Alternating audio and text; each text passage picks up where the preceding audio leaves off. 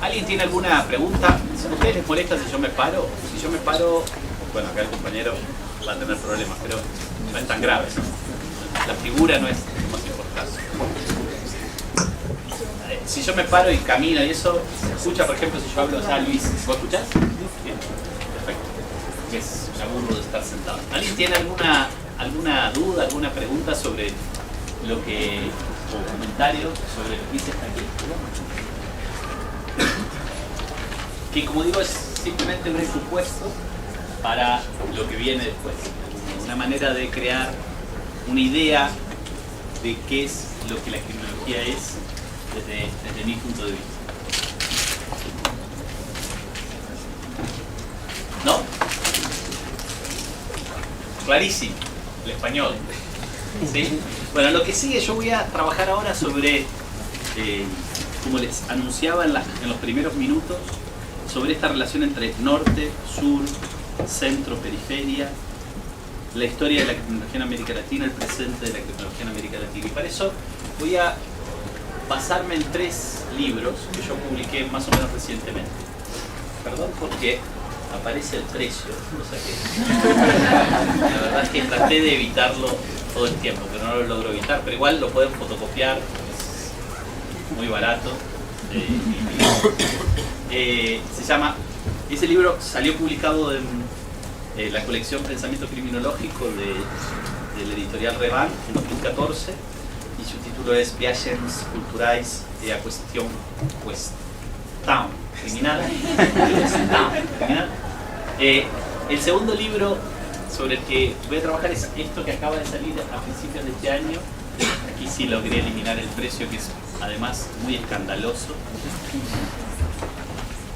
que se llama The Palgrave Handbook of Criminology and the Global South. Es un libro colectivo, un handbook, pretende ser un handbook, un estado del arte en inglés que construimos con unos colegas míos australianos que son Kerry Carrington, Russell Hogg y John Scott, y que salió publicado en febrero de este año, 2018. Y tiene mucho que ver con esta discusión sobre criminología en el sur global, criminología en el norte global. Y por último, un tercer libro que todavía no salió publicado, pero que sale el mes que viene, también en inglés, llamado Southern Criminology, que no es un libro editado, sino que es un libro hecho a 10 manos, que lo hicimos con otros 4 colegas australianos, que son los mismos, Kerry Carrington, Russell Hogg, John Scott, más Chris Walters, y cuyo título es Southern Criminology, criminología del sur. Es un poco mi intención, es a lo largo del día de hoy, y tal vez, si no lo logramos, también de una primera hora del día de mañana, recorrer algunos tópicos que están vinculados a estos 3 libros. Mi punto de partida es que comúnmente hemos contado la historia del pensamiento criminológico, habiendo definido criminología como lo definimos, como si fuera un pensamiento universal. Esto no es algo que es patrimonio del pensamiento criminológico, sino que es algo que sucede en general en muchos campos de saber de las ciencias humanas y sociales, en contextos periféricos o en contextos semiperiféricos. Construimos visiones acerca de la historia del pensamiento criminológico que son visiones que parten de la idea de que el pensamiento criminológico no tiene lugar. En inglés, placeless, ¿no? No tiene lugar. Como que el pensamiento criminológico tiene las teorías, los conceptos, los argumentos, tienen una vocación de generalización que atraviesa las fronteras y por tanto una validez que se reivindica de carácter universal, ¿no? Si aquí hiciéramos un poco de ejercicio biográfico, yo les pregunto a ustedes, ¿cuándo tuvieron un curso de criminología en sus carreras de grado? ¿Quiénes tuvieron cursos de criminología en sus carreras de grado? A ver, levanten la mano.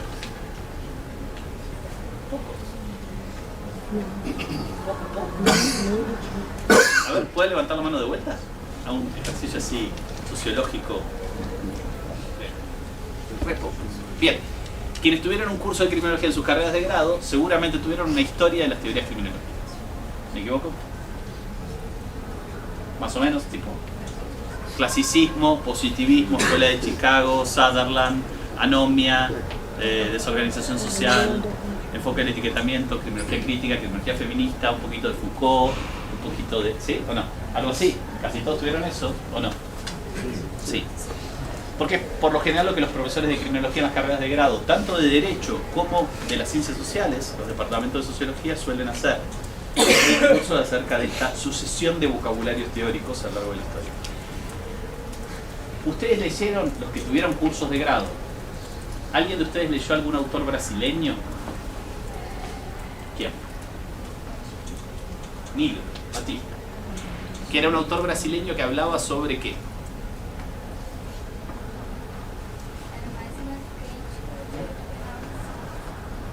¿Quién más leyó algún autor brasileño en su curso de grado?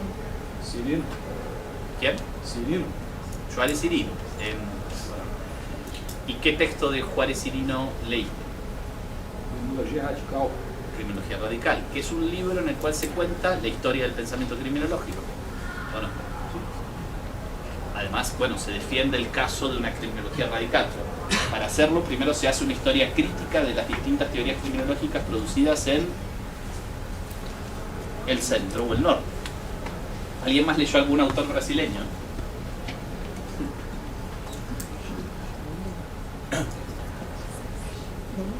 ¿Leyó algún otro? A ver, Regina. Vera Regina, ¿qué texto? ¿Te acuerdas?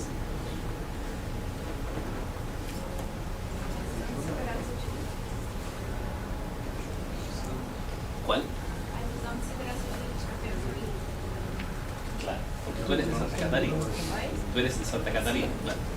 Bien, entonces, es interesante. Enseñamos cursos de criminología en los grados, especialmente en las facultades de Derecho, pero yo creo que esto incluso es válido para las facultades de Sociología o de Antropología, en los pocos lugares donde se enseñan cursos sobre estos temas, aun cuando no se llamen criminología, siempre recuerdo esta referencia. Enseñamos cursos como de una especie de evolución de vocabularios teóricos que tienen una fuerte reivindicación de un potencial de generalización que atraviesa las fronteras. Eso hace que en general no enseñemos mucho sobre la historia del pensamiento criminológico en nuestros propios contextos. Y de hecho no enseñamos mucho porque no sabemos mucho. Es interesantísimo. Es muy interesante. Muchos de estos cursos se enseñan con textos que cuentan las características de estos distintos vocabularios teóricos. Libros que por ahí no son imaginados como manuales, pero que funcionan como si fueran un manual. En América Latina, por ejemplo, en la América Latina de lengua española, hubo una serie de libros que funcionaron de esa manera, que fueron por lo general producidos por autores que no vivían en esos países de América Latina, como por ejemplo Criminología crítica y crítica del derecho penal, de Alessandro Barata, como por ejemplo La nueva criminología, contribución a una teoría plenamente social de la conducta desviada, de Ian Taylor, Paul Walton y George Young, por ejemplo Control y dominación, teorías hegemónicas y control burgués, de Massimo Cavalli. 3 libros en español que funcionaron muchas veces como libros apoyando esos recorridos a lo largo de la historia del pensamiento criminológico. Y hubo libros de autores de lengua española que funcionaron del mismo modo, siempre libros inspirados en la criminología crítica o en la criminología radical, como el libro de Juárez Cirino aquí en Brasil, como Criminología de la reacción social, de Lola Michel de Castro, al que ya hice referencia, o El pensamiento criminológico, un libro elaborado por distintos autores de lengua española, porque eran latinoamericanos viviendo en España, como Roberto Vergali o Juan Bustos. Ramírez. O sea, libros que construyeron historias del pensamiento criminológico a lo largo de su historia y que construyeron una atención en los distintos momentos teóricos fundamentales de esa historia del pensamiento criminológico, sin dar demasiado cuenta del problema de la circulación de estas teorías, conceptos y argumentos a lo largo de a través de las fronteras, y sin dar cuenta específicamente de las historias locales. Entonces se podía construir y se puede construir un curso de historia del pensamiento criminológico sin hacer referencia a los intelectuales locales y sus producciones intelectuales, entre otras cosas porque se parte de un supuesto un supuesto de vuelta no dicho, un supuesto dado por descontado, que es que la historia local es una historia que tiene pocas variaciones con respecto a la historia del pensamiento criminológico en los países centrales, en los países del norte global. Se parte de la idea de que de algún modo los vocabularios teóricos que se construyeron en el norte global viajaron y se difundieron a lo largo del globo, manteniéndose intocados, y en todo caso lo que tenemos en el sur global son intelectuales que reproducen los conceptos y argumentos que esos vocabularios teóricos inventados en el norte global idearon. Que es en realidad un supuesto y una afirmación dada por descontada que tiene, por supuesto, una base empírica extraordinariamente potente, que es la existencia de una larguísima historia de procesos de apropiación acrítica de conceptos y argumentos producidos en el norte global para pensar problemas en el sur global, llevada adelante por numerosos intelectuales del sur global que generaron esos procesos de apropiación como una manera de incluirse en la modernidad, de incluirse en la civilización, de incluirse en la ciencia. Sin embargo, esto ha funcionado como un obstáculo para la producción de historias locales, es decir, como un elemento de algún modo, como un efecto de algún modo perverso, que ha generado que los intelectuales que vivimos y trabajamos en países periféricos o semiperiféricos no le prestemos demasiada atención a la historia de los vocabularios teóricos en este campo llamado criminología, con todas las prevenciones que planteamos en el primer bloque, en nuestros propios contextos. Y por tanto leamos poco lo que se ha producido. Asumamos que lo que se produjo tiene tal o cual característica. Asumamos que estos procesos de apropiación acrítica signan esas historias. Y fundamentalmente eso hace que no los leamos a los textos. Que es siempre una cosa interesante, poder hablar de lo que pasa con algo sin haberlo leído. Es una especie de ejercicio mágico, ¿no? Y es genial. Podemos decir que tal o cual autor reproducía los argumentos del Lombroso, y por tanto, como ya conocemos las críticas al Lombroso, incluimos a tal o cual autor local en las críticas que se le hacían al Lombroso. Y simplemente lo que decimos es que ese autor es un lombrosiano. Esto facilita que no lo leamos. Que a veces, como uno vive en tiempos en los cuales los tiempos son siempre escasos, es algo bueno. No lo leemos. Podemos hablar de eso con soltura y al mismo tiempo, teóricamente, con agudeza intelectual. A mí, desde hace mucho tiempo, eso me ha generado muchos problemas.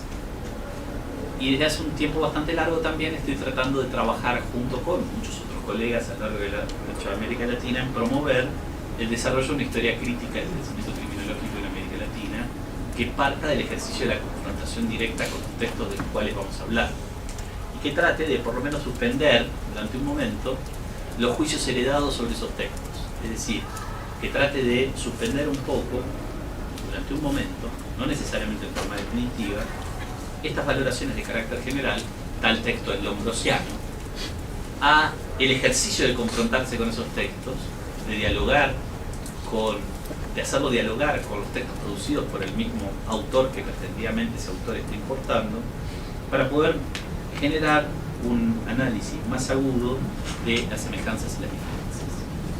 Entonces un poco lo que voy a presentar en este segundo bloque está vinculado a eso, a ese interés y esa actitud. El pensamiento sobre la cuestión criminal, el pensamiento criminológico producido en el norte global, se produjo desde el vamos con una vocación de generalización y con una autoimagen de universalización.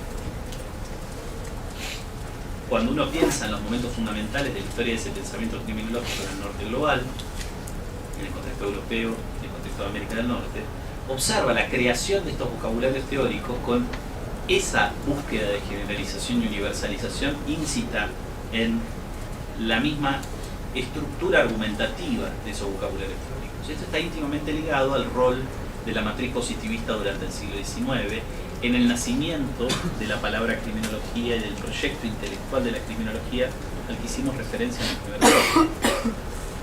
La construcción de una idea de fuerte de ciencia generada a partir de la matriz positivista conlleva consigo la idea de que es posible, a partir de la exploración empírica concreta realizada en un tiempo y en un lugar determinado, generar enunciados de carácter abstracto que pueden aplicarse hoy y mañana, acá y en la China, en la medida en que se sostengan luego de ejercicios de nueva comprobación empírica.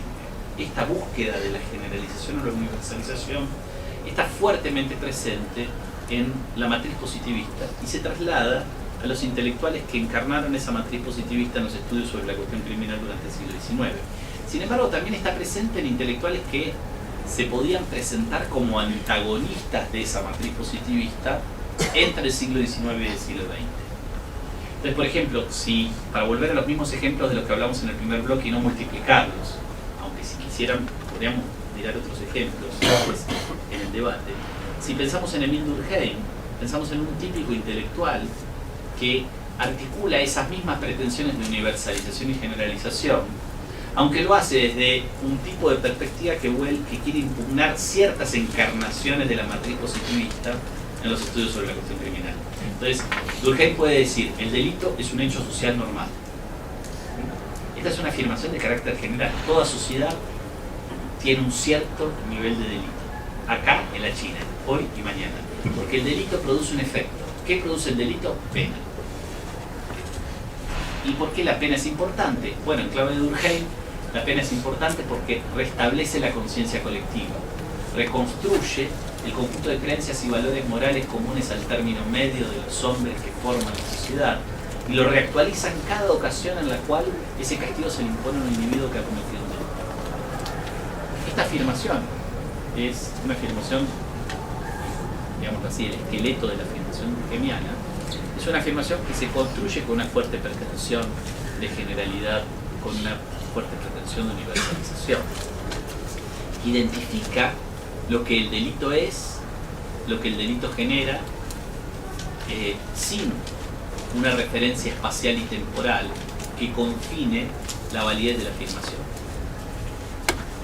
Y por tanto, en Durkheim, si se quiere, encontramos un ejercicio semejante al que podemos encontrar en intelectuales como Lombroso o Garófalo, aun cuando Durkheim esté, en cierto sentido, atacando una buena parte de los enunciados que esos otros intelectuales producen. Lo podemos de vuelta encontrar en Edwin Sutherland, un autor tan sensible, por otro lado, a las especificidades de los contextos empíricos que estudiaba.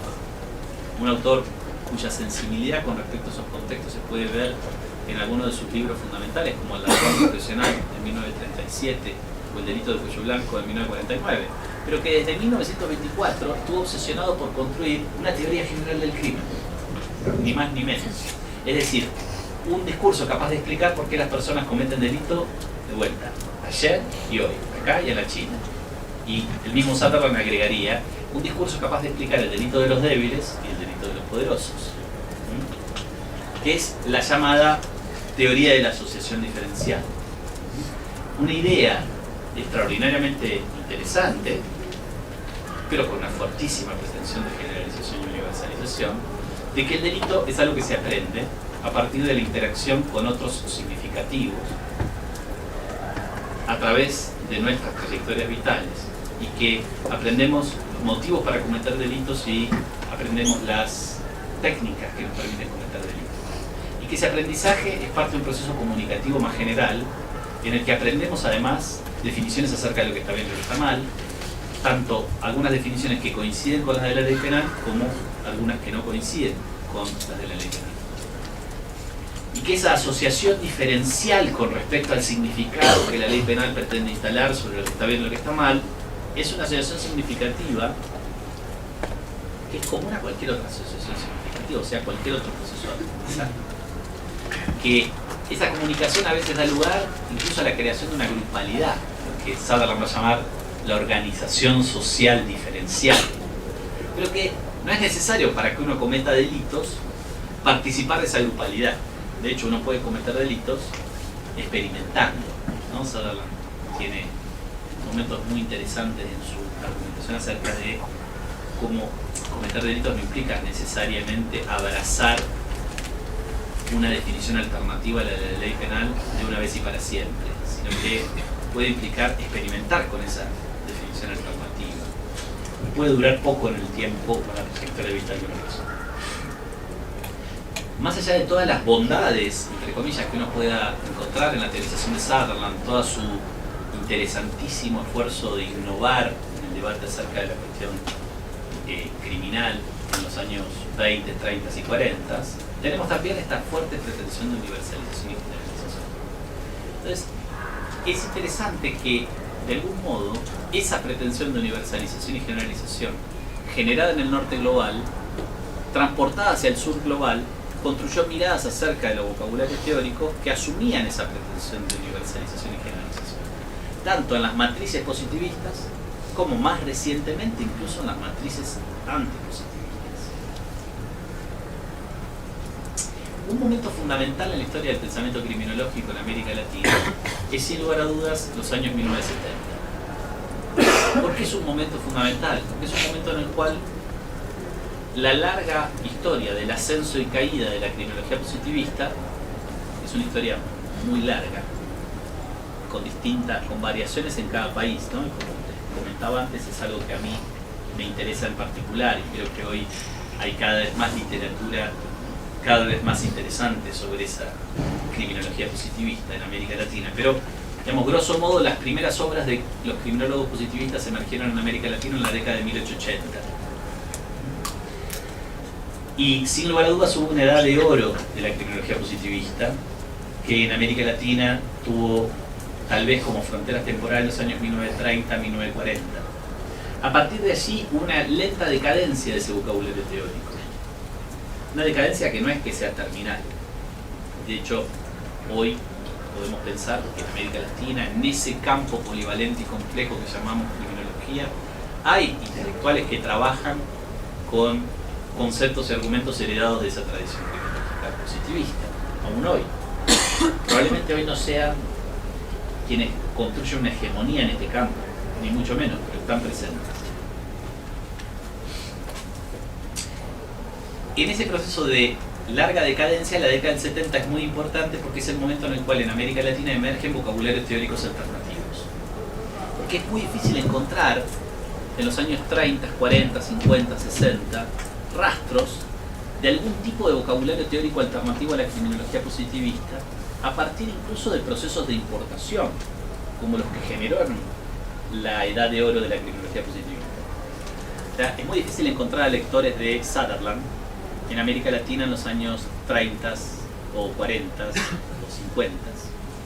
Entre otras cosas, porque bueno, lo charlábamos recién tomando un café, porque Sutherland no había sido traducido al español, fue traducido al portugués su libro Principios de Criminología, en que era 1954. Entonces ahí puede haber habido algún pequeño ejercicio de importación de las ideas de Sutherland, pero que en todo caso no se plasmó en el nacimiento de intelectuales brasileños sutherlandianos, aunque estaría genial que alguien estudie por qué demonios en 1954 alguien tradujo Principios de Criminología de Sutherland en Brasil.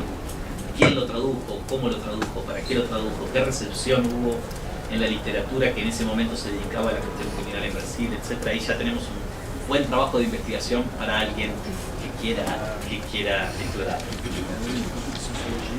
Claro. En la dictadura del 64. Claro.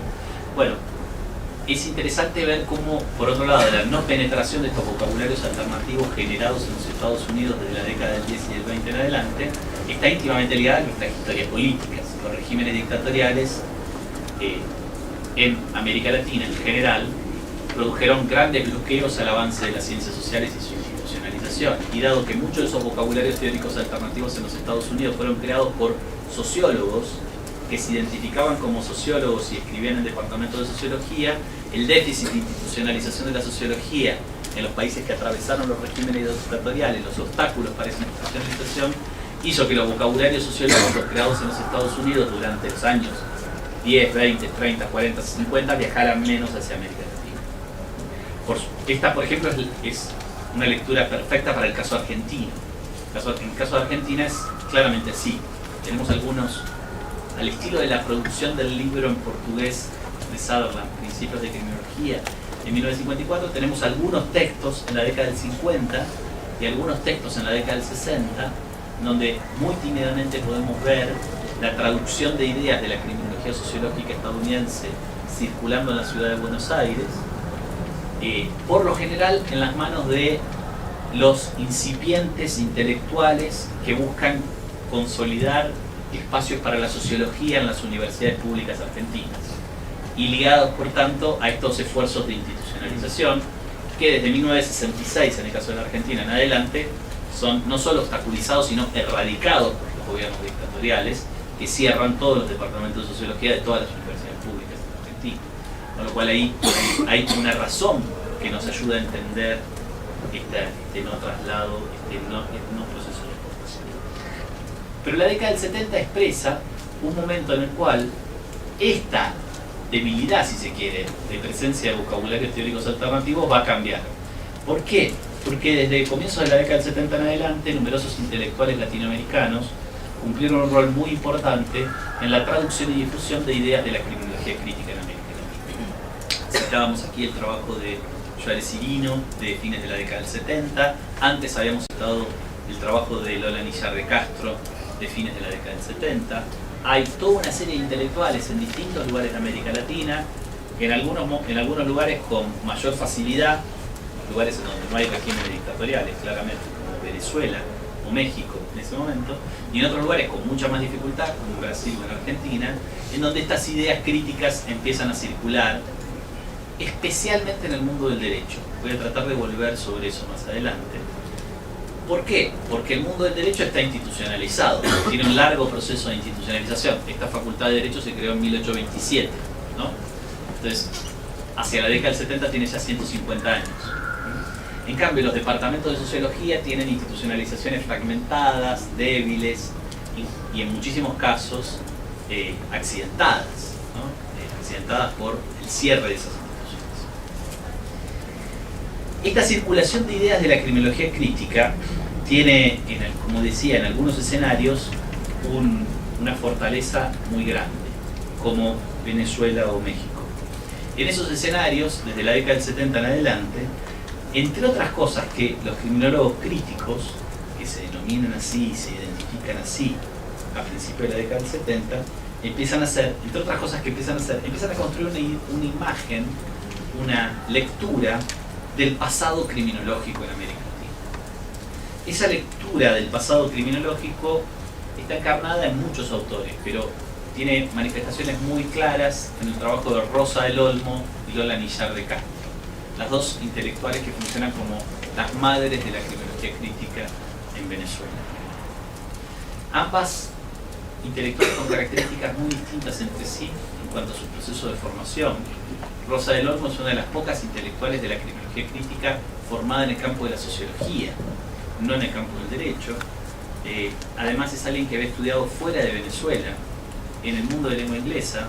De hecho, ella se recibió de socióloga, hizo su carrera de grado en la Universidad de Wisconsin, en los Estados Unidos, y luego gracias a distintas becas pudo pasar tiempo tanto en Berkeley como en Cambridge, estudiando ya cosas más vinculadas a la criminología. En el caso de Lola Nillar de Castro es alguien que viene del mundo del derecho y que encarna tal vez una de las primeras figuras intelectuales que, proveniendo del mundo del derecho en un clima político muy particular, que es el de fines de los 60 y comienzos de los 70, el auge de los movimientos de liberación nacional en América Latina, las luchas sociales y políticas en torno a esos movimientos, es una primera figura intelectual en donde este compromiso político de izquierda se comunica su práctica intelectual adentro de una facultad de Derecho para interrogar críticamente el derecho penal y vincularse con pensamientos que critican la forma real de funcionamiento del derecho penal en las sociedades en las que viven. Y por tanto, en el caso de Lola Nillar de Castro, eso implica un diálogo con otros horizontes culturales, que son más bien los horizontes del sur de Europa, especialmente Francia e Italia. Y es por eso que el descubrimiento de ideas críticas sobre el derecho penal en el mundo del derecho, Francia e Italia, es fundamental para entender la trayectoria de Lola Nillar de Castro durante la década del 70. En ambas hay una fuerte coincidencia en la manera de leer sus textos de la década del 70 en adelante, y por lo menos hasta comienzo de los 80, donde ahí sí va a haber una especie de divergencia sobre otros problemas a los que voy a tratar de volver.